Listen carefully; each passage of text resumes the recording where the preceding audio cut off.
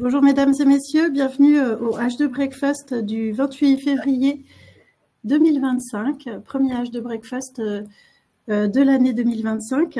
Donc ce webinaire est organisé par Bretagne Développement Innovation et il a pour ambition d'animer la filière hydrogène renouvelable. Donc sans plus attendre, je vous donne quelques informations sur le webinaire de ce jour. Alors, nous allons commencer par quelques informations générales concernant la filière hydrogène. Nous poursuivrons par une intervention de M. Stéphane Paul, qui est PDG de H2X Écosystème. Donc, M. Paul va nous présenter les actualités de l'entreprise concernant la décarbonation de l'industrie bretonne et ses solutions d'économie régénérative. Et nous aurons aussi l'occasion d'échanger avec Stéphane Paul sur le retour d'expérience du projet de l'entreprise Bigard. Pour poursuivre, nous aurons le plaisir d'échanger avec Monsieur Galmard. Donc, Monsieur Galmard est le directeur commercial et associé d'Axintra, qui est une entreprise bretonne qui travaille dans le domaine des échangeurs thermiques. Et Monsieur Galmard va nous présenter les activités d'Axintra dans le domaine, bien entendu, de l'hydrogène. Pour poursuivre, nous échangerons et nous donnerons la parole à Antoine Graal, donc chef de projet Europe à BDI, mon collègue qui se trouve à ma droite dans cette salle. Donc Antoine va nous présenter les dernières actualités du Clean Hydrogen Partnership, actualité qui date de fin janvier. Ensuite, on aura le plaisir d'avoir Mathilde Le Guyader, donc qui est chargée du développement de l'alternance à l'NCBS, donc pour la formation continue UBS, et qui nous fera un petit focus rapide sur les actualités de l'école. Voilà. Donc, je démarre, si ça vous va, avec quelques informations générales filières, et puis on donnera ensuite la parole à Stéphane Paul. Je voulais revenir vers vous avec quelques informations clés, et l'une d'entre elles, bien entendu, c'est notre rendez-vous de début d'année qui est Evolution. Nous avons été présents à Evolution avec un dispositif breton qui était assez ambitieux, donc je voulais vous donner quelques infos à ce sujet. Donc déjà, quelques photos, quelques données clés. On était plus de 10 co-exposants sur le dispositif breton avec un stand de 100 mètres carrés. Vous pouvez retrouver, bien entendu, toutes les informations. Je vous ai mis les liens en bas à gauche. Pendant ces 3 jours de salon, on a eu beaucoup de temps fort avec un programme très riche et des workshops qui nous ont permis de mobiliser des acteurs européens. Donc, pour traiter notamment du LH2 ou de la décarbonation maritime portuaire. Donc, à l'issue de cet événement, nous avons pu avoir de nombreux contacts, notamment avec des délégations internationales, on va y revenir. Et ça a été aussi l'occasion de mettre en avant des acteurs clés. Alors, je vous partage quelques informations qui méritent d'être applaudis. Donc, EHM notamment, qui a reçu le trophée Booster Combustion H2 lors des hydrogènes d'or.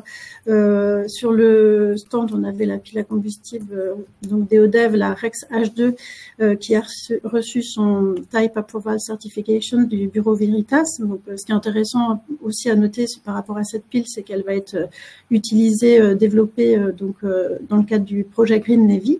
Et puis aussi, on a eu le plaisir d'accueillir les membres du consortium de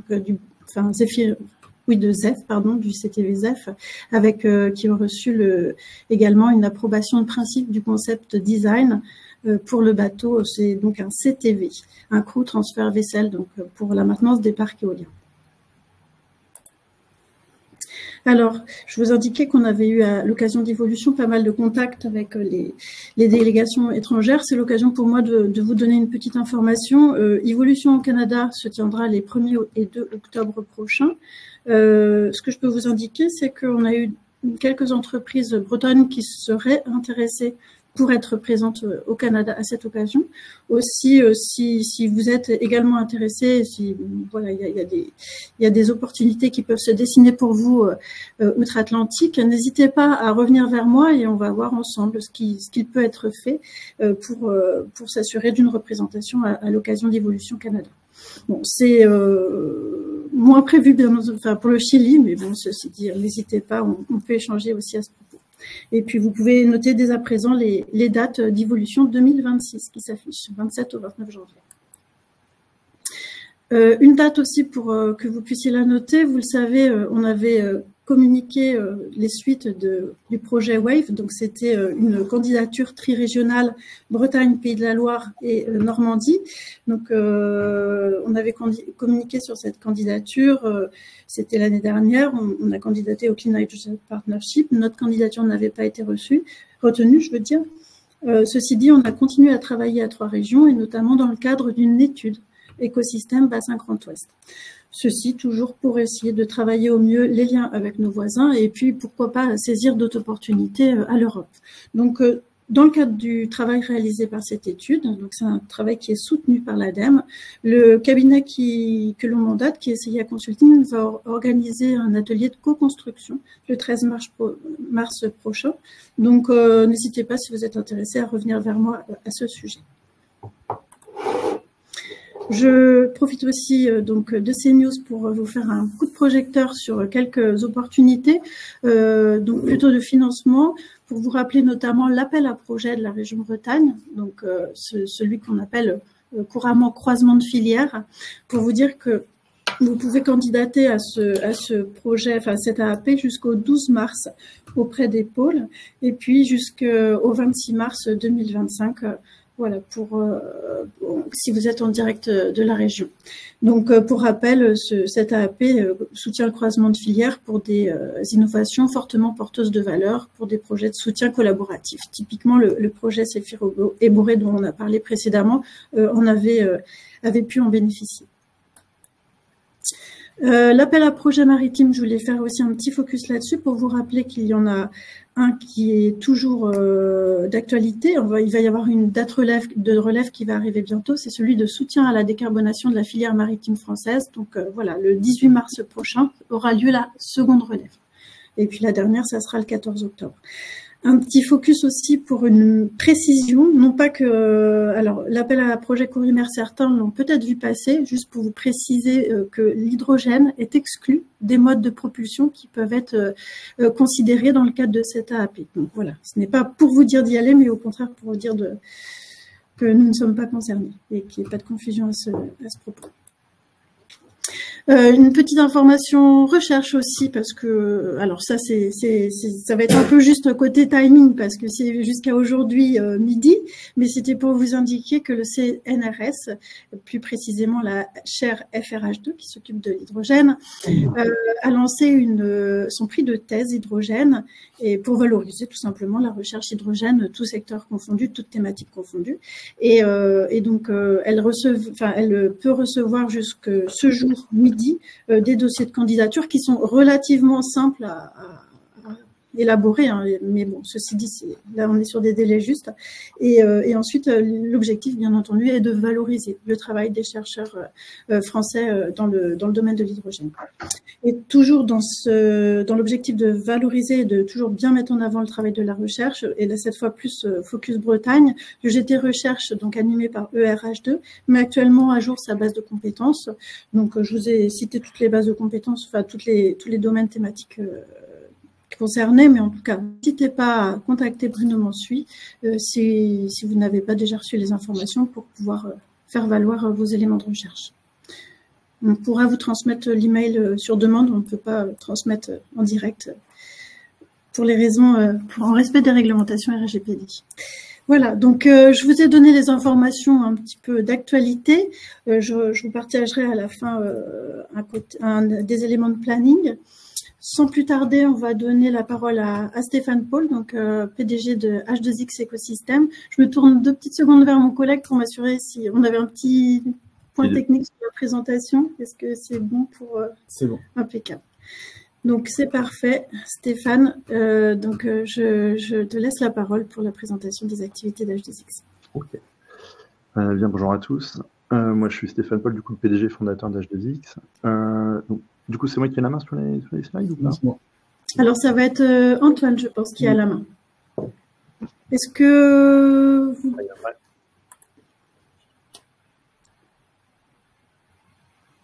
Est-ce que vous voyez bien les slides? Ouais, c'est bon. Donc là, l'idée, c'est de présenter rapidement H2X, là, parce que ce n'est pas le sujet du jour, mais là, bon, là, nous, c'est bien tout ce qui est les écosystèmes, qui sont industriels pour les territoires, mais aussi pour d'autres d'autres sujets autour des ports, des aéroports. Donc nous, c'est toutes les technos. Là, rapidement, sur ce slide, on peut voir, donc nous, on a développé des piles à combustible de 5 kW, notre propre DC-DC.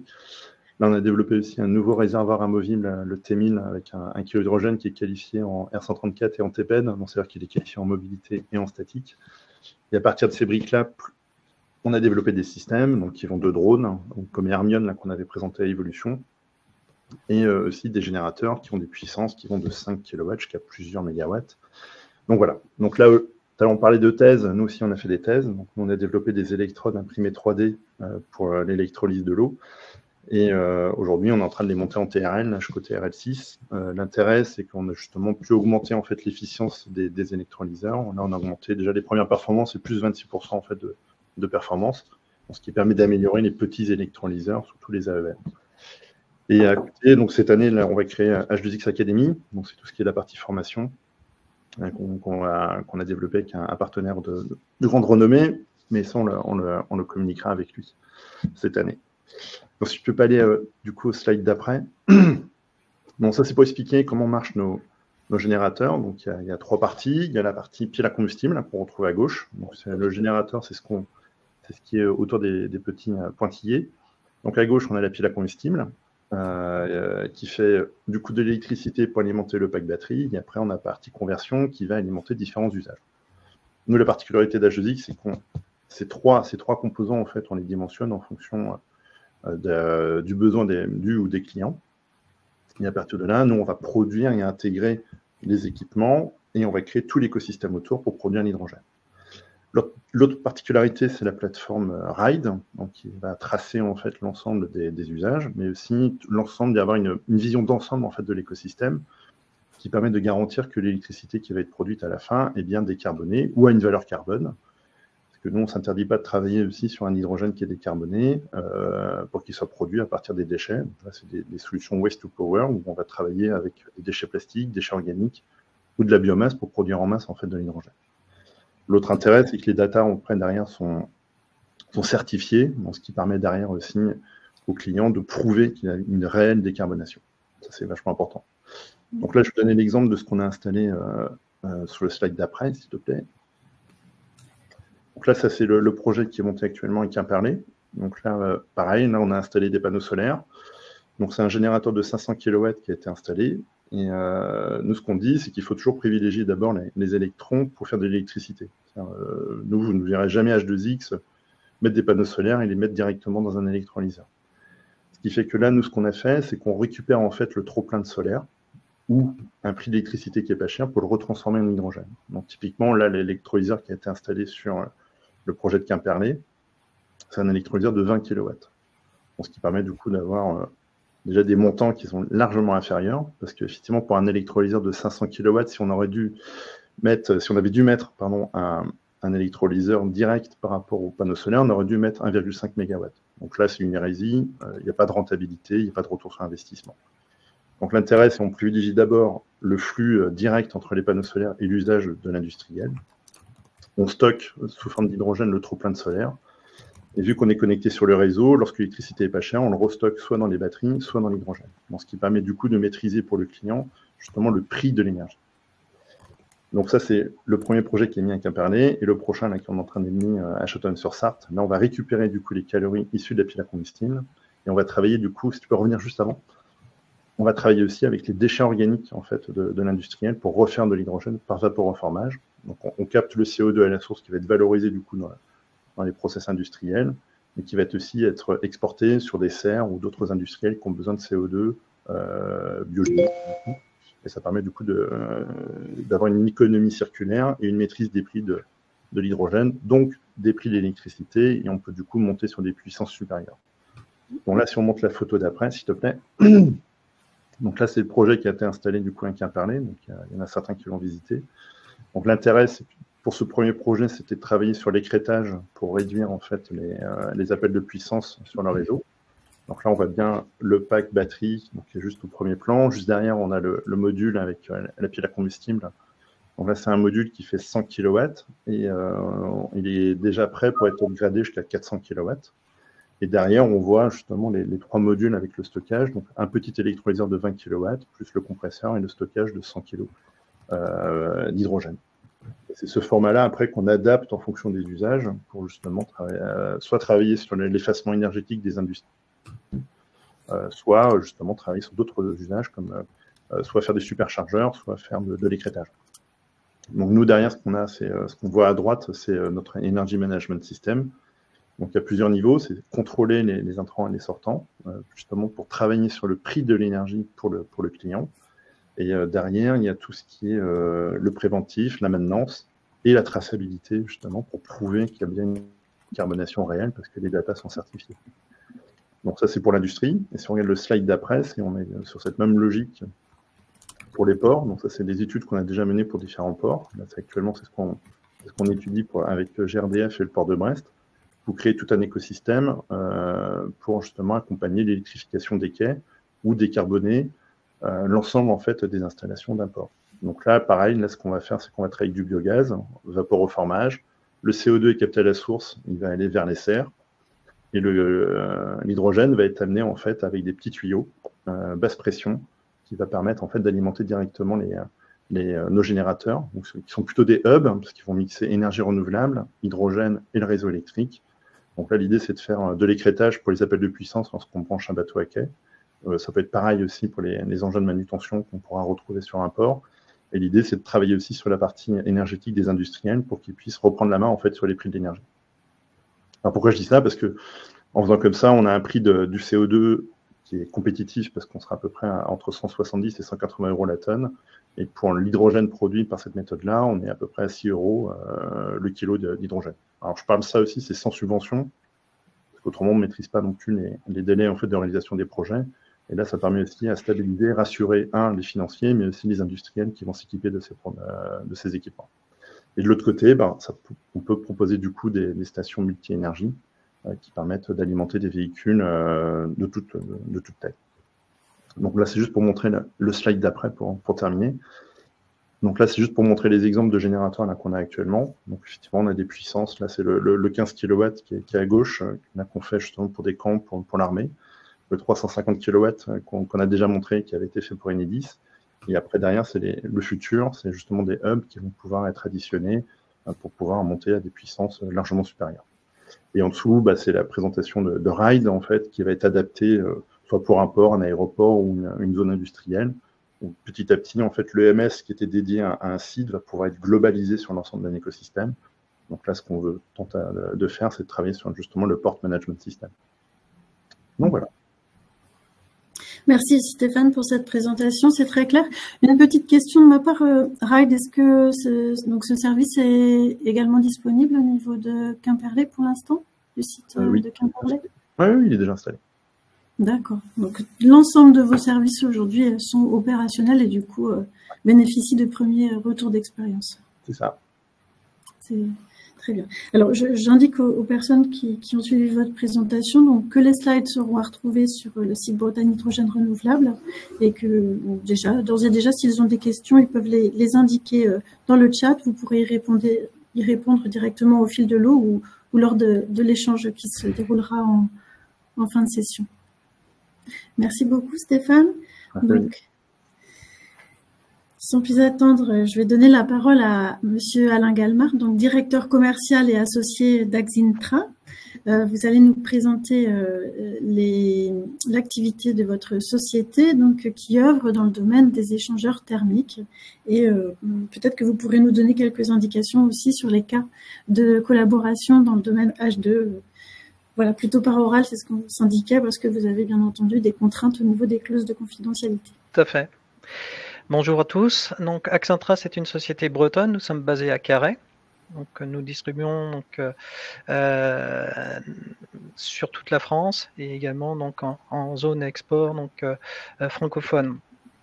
Notre travail au niveau au quotidien, c'est d'abord une écoute. Donc, nous avons deux structures. Nous sommes une structure d'ingénierie en premier et ensuite de distribution. Donc, c'est d'accompagner nos clients par rapport à des problématiques thermiques. donc au niveau des échangeurs de chaleur. Donc on va échanger, mais c'est surtout la chaleur et non pas les fluides. Donc on va être donc sur des problématiques donc thermiques, soit de refroidissement, soit donc de chauffage. Notre métier est toujours donc de pouvoir voir si nous avons des solutions à apporter. Nous faisons partie aussi du GRET, c'est le groupement de recherche sur les échangeurs thermiques, puisque donc nous avons parmi donc nos fournisseurs des technologies, mais d'autres technologies peuvent être plus cohérentes en termes de solutions. Notre travail, bien, nous sommes dans les airs, sous l'eau, sur terre. Nous sommes présents donc tout autant donc dans l'agroalimentaire, le froid, donc le chauffage, mais aussi donc maritime. Alors, même si je ne citerai pas, donc je sais que il y a donc des solutions hydrogène embarquées sur lesquelles nous avons travaillé nous-mêmes. Donc, et nous sommes aussi présents donc dans tout ce qui est data center, électronique et tout ce qui est lié à l'énergie en gros. Donc, sur l'hydrogène, nous avons plutôt 3 activités. Qui est l'une, c'est le refroidissement donc de piles à combustible, donc embarqué ou pas. La deuxième, c'est souvent nous travaillons donc avec des sociétés, donc des startups ou des industriels qui ont besoin donc de fabriquer donc des machines d'essai liées à l'hydrogène. Et enfin, la troisième activité, elle est donc au niveau du process, donc d'accompagner donc des acteurs industriels sur le process de liquéfaction de l'hydrogène. Nos clients, en tout cas donc, ceux qui nous sollicitent, ont été très présents à Evolution. On avait une quinzaine de clients présents à Evolution. Ça va donc de la start-up donc jusqu'au groupe industriel déjà bien implanté.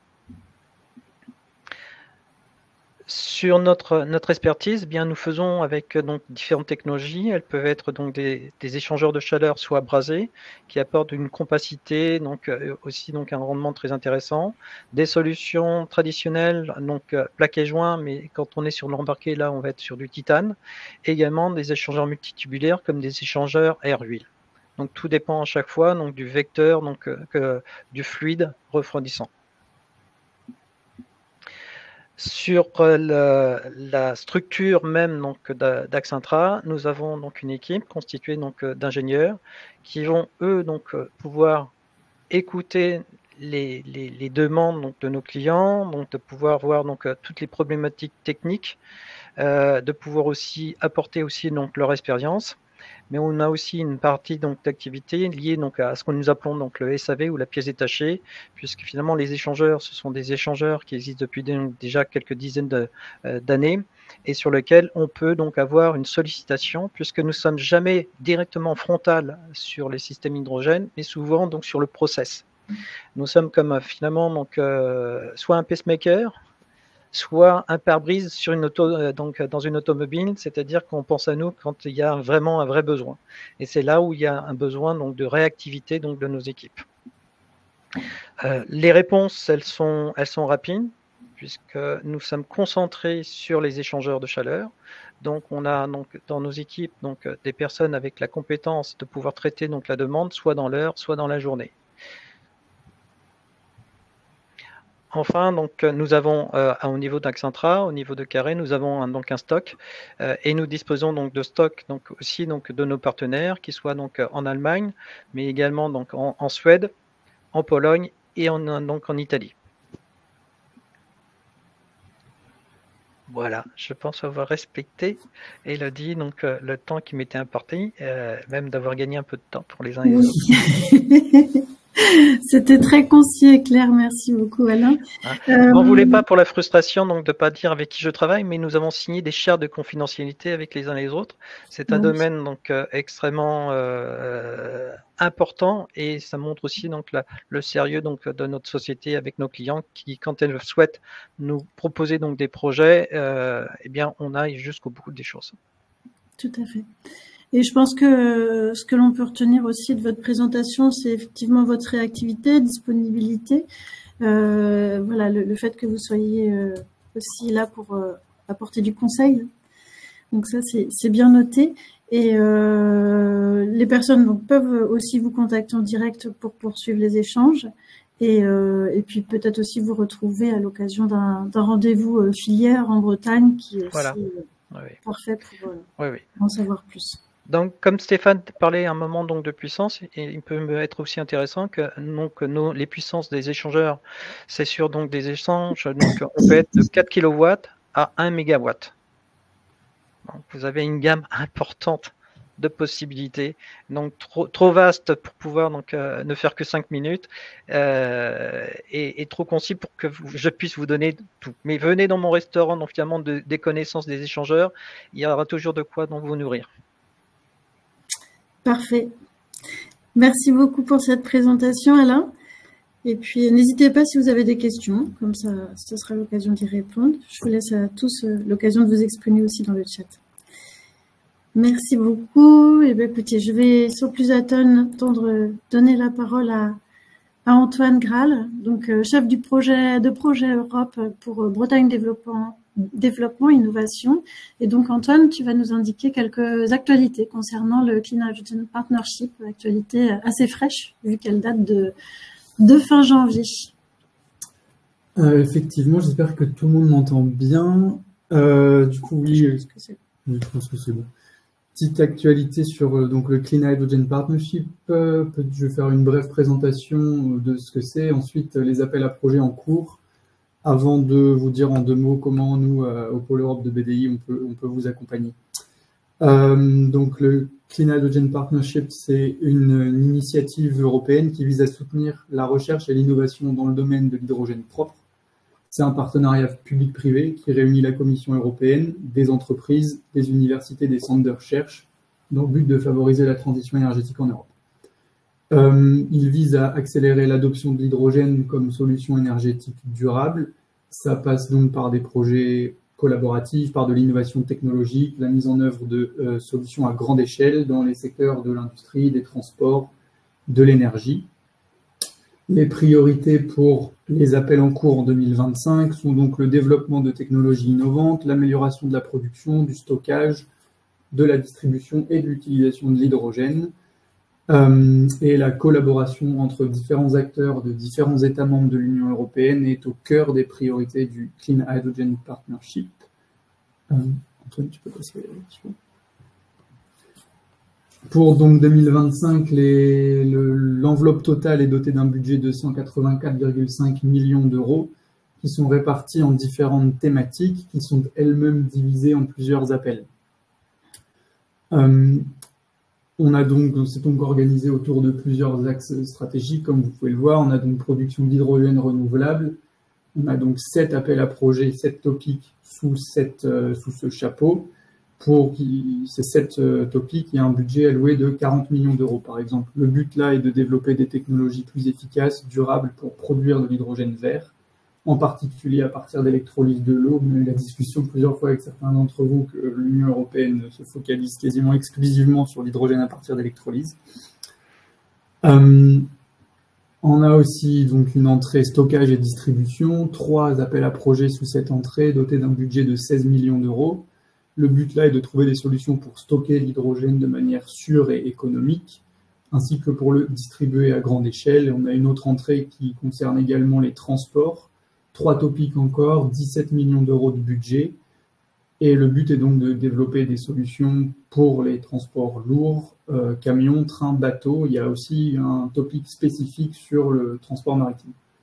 On a aussi ensuite donc les hydrogen valleys, des sujets transversaux et H2 for Heat and Power, mais je ne m'attarde pas plus longtemps là-dessus pour l'instant. Je peux rester encore. Donc les projets attendus doivent impliquer plusieurs partenaires, au moins 3 organisations de 3 États membres différents. Ils peuvent être d'envergure variée, ça peut aller au niveau de TRL, je veux dire maturité technologique, ça peut aller de la recherche fondamentale à des sujets plus appliqués, proches du marché. Ça dépend de chaque appel à projet, chaque appel a ses propres niveaux de TRL requis pour l'entrée et l'objectif à la sortie. Et le budget des appels varie en fonction du type de projet, mais ce qui est crucial et qui est valable pour tous les appels à projets, c'est qu'il faut mobiliser des collaborations internationales. On a une date de limite des dépôts au 23 avril cette année. Les appels ont ouvert le 25 janvier, je crois. Ensuite, rapidement sur ce que nous, on peut faire pour vous depuis notre bureau à Bretagne Développement Innovation. On peut vous aider à analyser différents appels afin de déterminer les opportunités qui correspondent le mieux à vos besoins et vos priorités. Ça inclut donc une analyse approfondie des appels au regard de vos projets, une analyse des critères de sélection, des domaines technologiques, etc. On peut vous accompagner dans le montage des dossiers, que ce soit dans la rédaction ou la gestion administrative du projet, donc mise en place de partenariats, montage des budgets, recherche de partenaires. C'est surtout là-dessus que je vais passer quelques secondes supplémentaires. On a publié un article, je pense il y a 2 semaines à peu près, sur le site de BDI. Vous avez le lien sur les slides.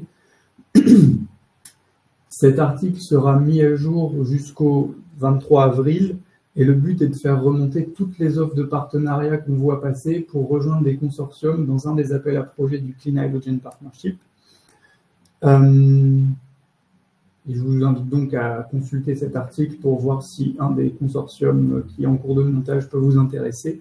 On peut aussi déposer une recherche de partenaires, donc mettre en avant vos compétences sur un sujet précis si vous souhaitez intégrer un consortium. Donc, c'est un appel à vous dire de me contacter si vous souhaitez, si un des sujets peut vous intéresser et si vous souhaitez vous positionner dessus. Voilà, je pense que j'ai fait le tour de ce que je voulais dire ce matin.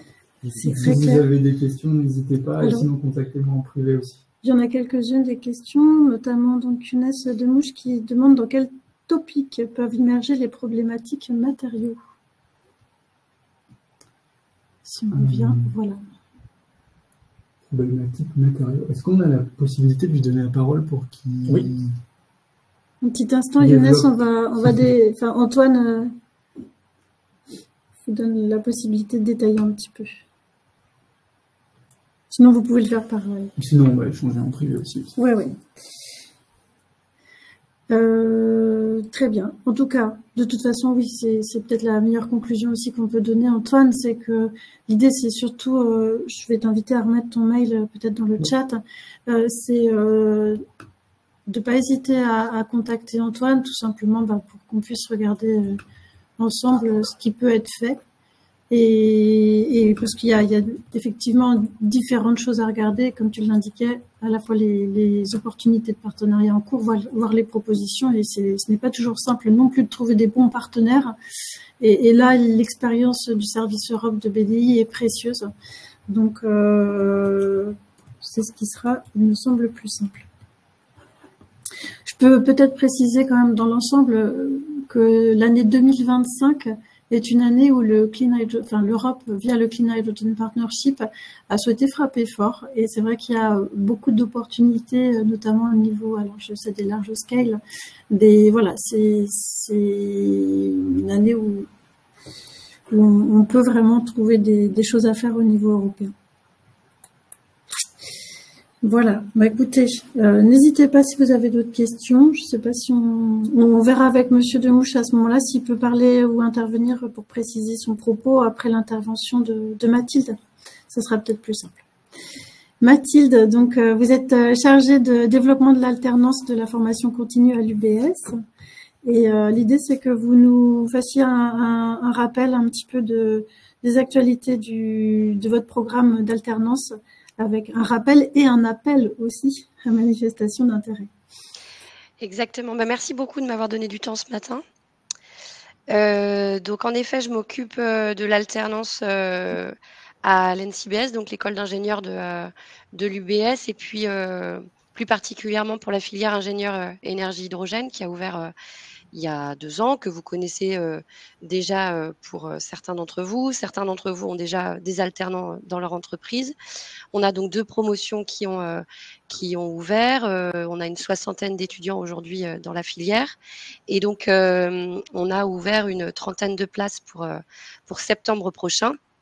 Donc, on va avoir très bientôt un nouveau groupe d'admissibles. Donc, ce qu'on appelle admissibles, ce sont les étudiants qui ont été acceptés à l'école et qui auront leur inscription validée au moment où ils trouveront un contrat d'apprentissage qui va arriver d'ici quelques semaines, puisque le dépôt des candidatures est ouvert sur la plateforme e-candidat depuis le 28 janvier. Donc, on est sur un niveau Bac+2, Bac+3 qui intègre le cursus pour 3 ans. Et donc, on est sur un rythme d'alternance, 1 mois école, 1 mois entreprise. Et donc, je me permettais d'intervenir ce matin parce que du côté des entreprises, il est possible que vous ayez des besoins en alternance et que vous ayez envie de nous le faire savoir, de faire connaître ces besoins auprès de nos admissibles. Donc, nous, on a des outils à disposition dans le service alternance. Alors déjà, je vous ai mis mon adresse mail et l'adresse mail de ma collègue parce que c'est par moi que les contacts passeront en premier. Il n'y a aucun problème pour qu'on puisse échanger en direct pour faire un point plus précis en fonction de vos besoins. Et ensuite, donc, on a différents outils à disposition. Le premier outil accessible à tous nos admissibles, c'est notre plateforme d'offres d'emploi, Job Teaser, qui permet aux entreprises de publier gratuitement leurs offres. Donc, ça, c'est un élément important parce que vous aurez vos offres qui seront validées par l'équipe pédagogique et donc accessibles pour les candidatures de nos admissibles. Voilà. C'est un outil que je vous invite vraiment à utiliser si vous avez besoin. Ensuite, on a les book CV. Alors ça, c'est un document qu'on peut vous envoyer si vous le souhaitez, donc qui va reprendre tous les profils des étudiants admissibles. Donc ça, c'est pareil. Si vous souhaitez avoir ce document-là, vous me le faites savoir et puis je vous inscris dans la liste des destinataires. Et puis enfin, on organise un job dating les mardis 29 et mercredi 30 avril en distanciel avec la plateforme C-Cube. Donc, l'objectif, c'est de donner la possibilité aux entreprises et aux admissibles de se rencontrer sur un format de 15 minutes, un premier temps d'échange avant de lancer une procédure de recrutement plus officielle. Vous déposez votre offre d'alternance sur la plateforme, les admissibles intéressés s'inscrivent et ensuite, vous voyez si vous souhaitez organiser ce temps d'échange par la suite. Donc voilà, encore une fois, j'insiste sur le fait que la première étape, ça peut être de me contacter directement. Donc, n'hésitez pas à le faire pour qu'on puisse échanger sur des besoins potentiels. Avec moi, dans un premier temps, pour bien comprendre le fonctionnement de l'alternance avec l'NCBS et puis peut-être aussi dans un second temps avec l'équipe pédagogique pour bien comprendre quelles pourraient être les missions que vous pourriez confier, de sorte qu'elles soient en accord avec les objectifs pédagogiques. Je vous rappelle aussi que la formation de l'NCBS, elle est complètement prise en charge par vos OPCO. Donc, vous n'aurez pas de reste à charge à envisager si vous prenez un alternant de notre école. Voilà, c'est tout ce que j'avais à dire de mon côté. Merci Mathilde. Eh ben, c'est parfait. J'en profite pour indiquer que sur le site Bretagne Hydrogène Renouvelable, on va bien entendu faire en sorte d'accompagner au mieux et de relayer au mieux toutes ce que vous indiquez là. Donc, et puis on reviendra vers vous aussi avec Antoine Keinec, donc qui j'ai oublié de le préciser en début de webinaire, nous accompagne désormais depuis le début de l'année sur la communication du GPS hydrogène à BDI. Donc on va voir aussi pour plus globalement vous accompagner tous dans vos besoins de valorisation de vos offres d'emploi ou recherche d'emploi. Donc on réfléchit à ça pour essayer de coller aux besoins de la filière. On y reviendra. En tout cas, merci pour cette présentation, Mathilde. Alors, je vois qu'on est un petit peu en avance sur le planning. Bon, en même temps, c'est pas bien gênant si les présentations étaient toutes très claires. Je remercie à nouveau les intervenants. Je vous partage encore quelques... Entre-temps, n'hésitez pas si certains ont des questions à les poser. Juste un petit point agenda. Donc, le jeudi 13, donc ça va venir vite, cet atelier de co-construction dont je vous parlais avec l'étude bassin H2 Grand Ouest. Ça se déroulera donc au Mans avec la participation des 3 régions, Normandie, Bretagne, Pays de la Loire et leurs agences. Nous, on a noté 25 et 26 mars, Meet for Hydrogène Marseille. La région Bretagne interviendra et BDI sera présent également. Ensuite, le 28 mars, ce sera le prochain H2 Breakfast. Alors, on est en train de finaliser le programme, il vous sera transmis sous peu. En avril, nous avons déjà noté quelques dates. 2 et 3 avril, vous pouvez... donc, c'est le salon SITL, Transport Logistique à Paris. Vous avez 3 et 4 avril, Mobizy qui se tiendra, sauf erreur, pour la seconde fois. Je me trompe peut-être, mais je crois que c'est la deuxième à Lagacilly. Donc, c'est un événement qui concerne la mobilité. Le 3 avril, vous aurez le COPART H2. Donc, le COPART, c'est le comité des partenaires qui est organisé par la région Bretagne, animé par Maximilien Lemaine. Donc, ce COPART se tiendra l'après-midi du jeudi 3 avril à Rennes. Et puis enfin, l'H de Breakfast terminera ce mois d'avril vers le 25 pour le H de Breakfast. Voilà. Et puis le Mix and Tour, vous pouvez d'ores et déjà prendre date, se tiendra donc organisé par Bretagne Supply Chain, se tiendra le 15 mai et il concerne bien entendu également la mobilité lourde et la logistique de manière générale. Voilà, bah écoutez, je crois que on a fait un bon tour déjà des actualités. Je vous remercie toutes et tous pour votre participation et votre fidélité aussi. Je vois qu'on est nombreux de nouveau ce matin. Donc, bah écoutez, je vois des petites personnes qui sont en train d'écrire. Je ne sais pas si ce sont des questions, mais en tout cas, les intervenants restent à votre écoute. Et puis, je vous fais gagner un petit peu de temps ce matin, un petit quart d'heure. C'est toujours bon à prendre. Donc, bonne fin de semaine à tous et puis au plaisir d'échanger très prochainement. Merci.